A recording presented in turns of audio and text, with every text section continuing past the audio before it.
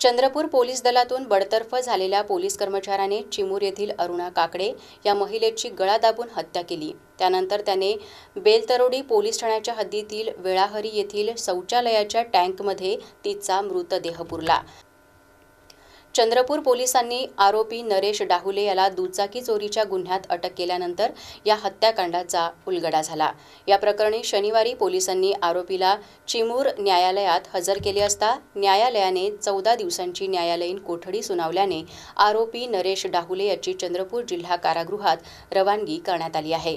दरम्यान पोलिसांनी चौकशी दरम्यान आरोपीच्या जबाबानुसार सराफाकडे गहाण ठेवलेली मृतक अरुणाची सोन्याची अंगठी जप्त केली। तसेच आरोपीने बेसा येथील बँक खात्यात मृतक महिलेचे वळते केलेले 22,000 रुपये जप्त करण्याची कारवाई सुरू आहे।